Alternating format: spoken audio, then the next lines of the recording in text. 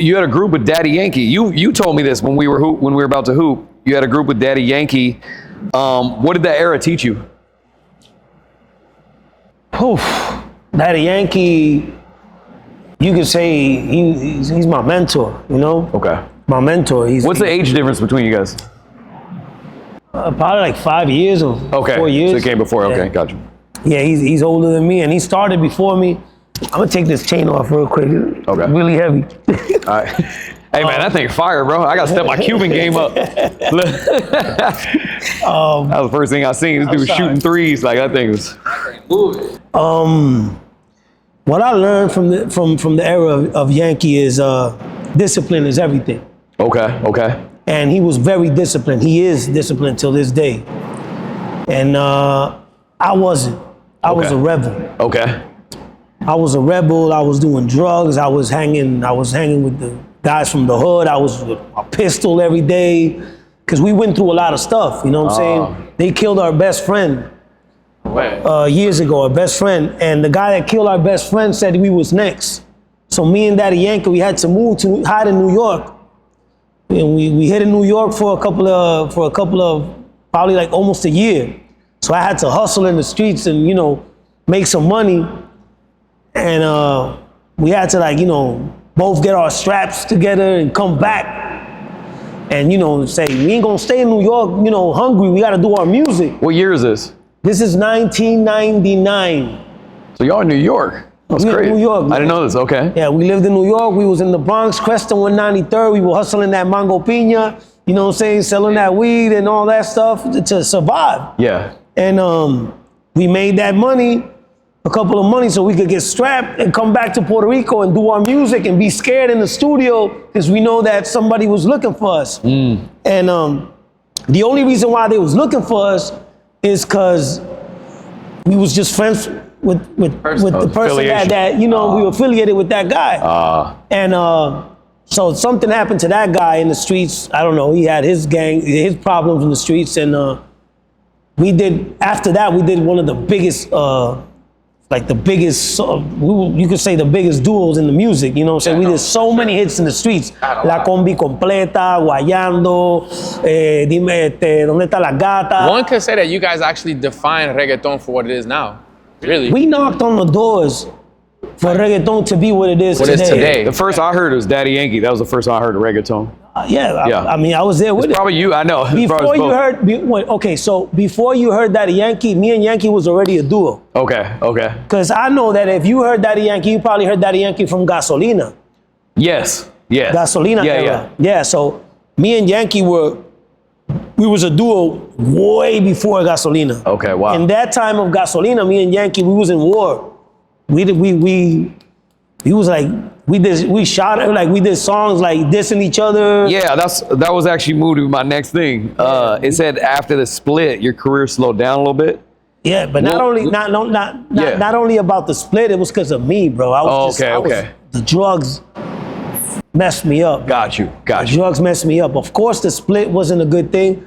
Me dissing somebody that had the biggest song in the Spanish world not gonna help me either. But Daddy Yankee got nothing to do with my downfall. It was just me, bro.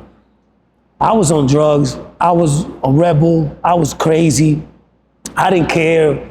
I thought I knew it all. You know what I'm saying? And sometimes you gotta fall really hard in the ground so you can wake up and smell the coffee and realize, like, yo, you know what I'm saying? Like, and then I looked at Yankee like, look, bro, but he's doing so good. Of course, he was disciplined. I wasn't disciplined. I had the talent. I had no discipline. So talent without discipline is nothing. Yeah. Some people have more discipline than talent and they successful.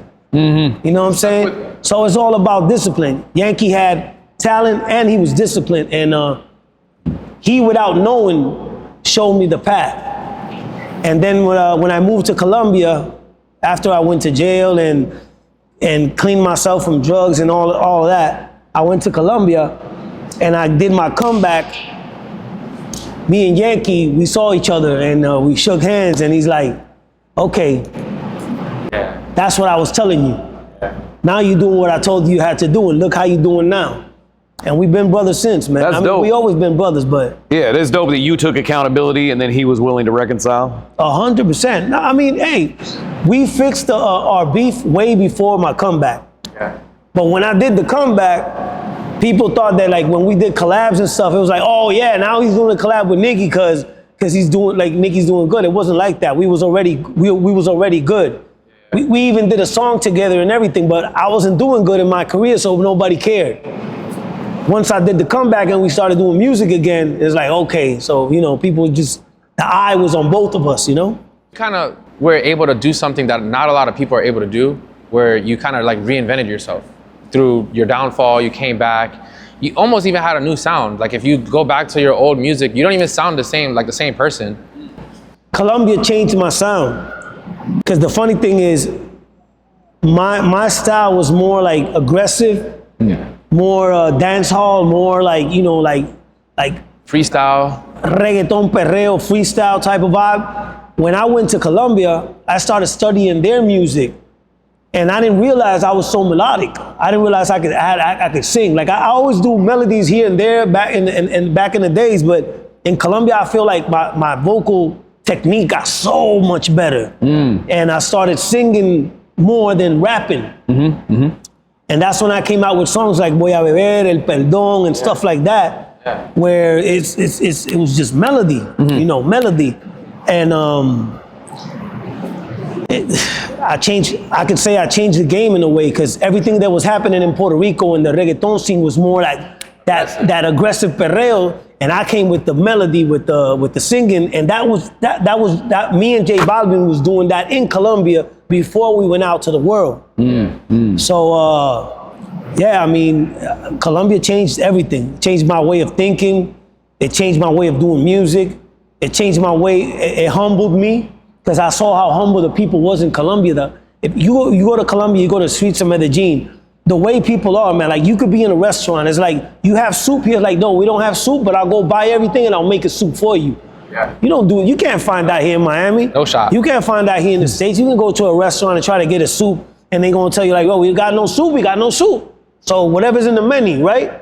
Colombia, man, you can ask him where you going, and he will stop whatever he's doing. He literally take you wherever you gotta go. So That's dope. Wow. that when the Instagram era started, and they gave me those 15 seconds of video, I started showing the new Nicky, and I started showing the way people are in Medellin, Colombia, and I started showing the way I was thinking, and that's what made people fall in love with me. I started, Dímelo papi, yo, we over here. Like I would go under a bridge with a homeless lady and just talk to her on my Instagram and just say hi, being famous already, having so much hits.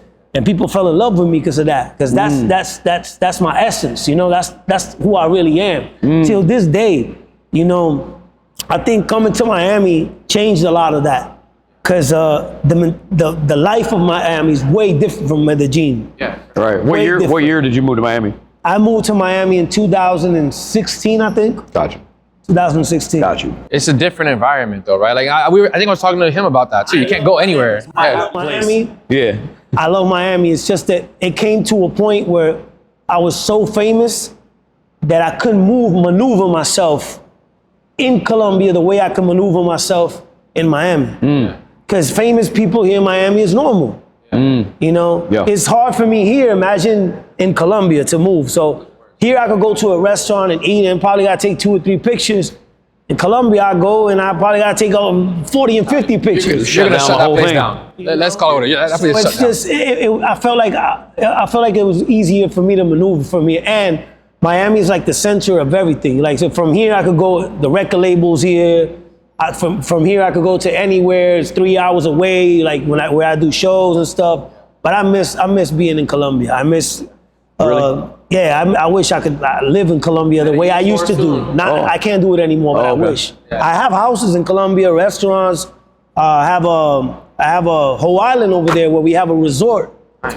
It's called Nido de Agua. We almost done with it too. Oh, nice. We're doing a hotel called the Phoenix Hotel in Medellin as well. I love that. That's hard. But we do a lot of jobs for a lot of people in Colombia But to live there, it's kind of hard to maneuver, you know. But I wish I could live there again because I know my mojo is 100 times better in Colombia. I don't know why. I just feel that I could write better when I'm in Colombia. You know, you see the people, the way they are, the way they live, the way they talk, the way they do everything, the music. Yeah. They very rich in culture. Like, I remember I was in the house and it was Christmas. Yeah. And people started giving gifts. And they would give things that are already used, like I don't know, like a used shirt. Jacket or something. Yeah, stuff like that. And they were so happy. I was like, bro, in Puerto Rico, if you give somebody something used, they gonna look at you like, papi, ¿qué te pasa? Yeah. You know, freaking out. No, it's a different cultures, man, for sure. Way different culture. I've actually never been, bro. We got a tour out there. Colombia? No, never You have been to to, Colombia. I've been to South America quite a bit, but not. You'll love it. You'll love it. You'll love It's my favorite place, like in It's South. insane, bro. It's insane. It's insane. It's Everybody. beautiful. They have like greenery And everywhere. the city Just is like, beautiful. yeah, it's beautiful. People are nice, man. It's badass. That's dope.